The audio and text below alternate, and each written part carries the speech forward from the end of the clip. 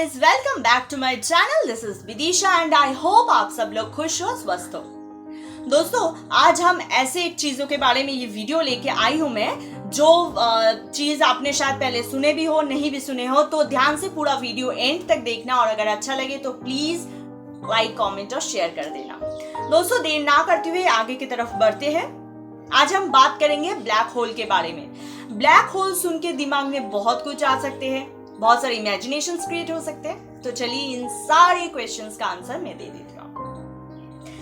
मेन्लो park, California 2017 में laboratory में काम करने वाले वैज्ञानिकों ने एक हाई एनर्जी वाले एक्सरे लेजर को परमाणु पर चलाया।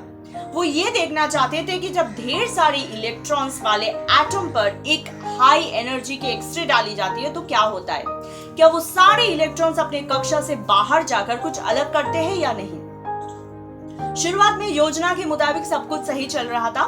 इलेक्ट्रॉन्स अपने कक्षा से पिन बॉल की तरफ बाहर निकलने लगे। फिर कुछ ही सेकंड्स बाद एक ऐसा 10 लाख करोड़ में एक ऐसा अद्भुत अनोखा एक फोर्स निकलने लगे जो उन सारे इलेक्ट्रॉन्स को अपने तरफ आकर्षित कर लिया, शून्य की तरफ आकर्षित कर लिया और वहां पे एक बहुत ही बड़ा विस्फोट हो गया। ब्लैक होल्स दुनिया के वो हिस्से में बनते हैं जहां पे ग्रेविटेशनल फील्ड जमा होते हैं, ग्रेविटेशनल फील्ड ज्यादा होते हैं।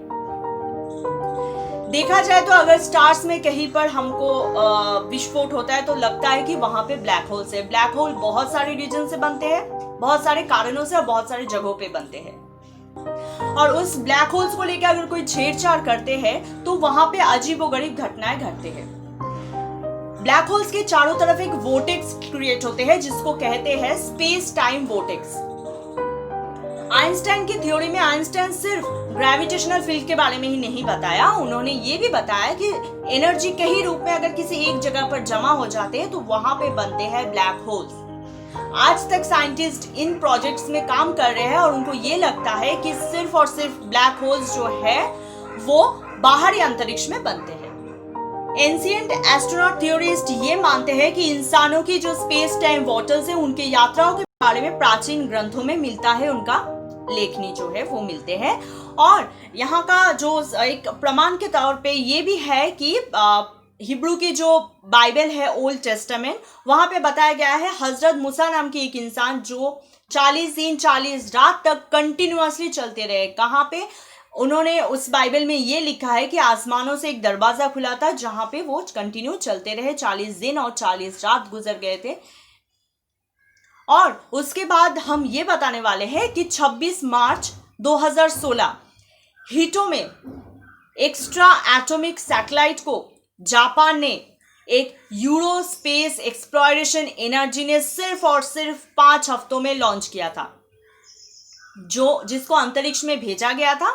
और वो कुछ ही देर जाने के बाद उसका जो दिशा है वो खो गया था और कुछ ही सेकंड्स में वो 10 टुकड़ों में भाग हो गए थे।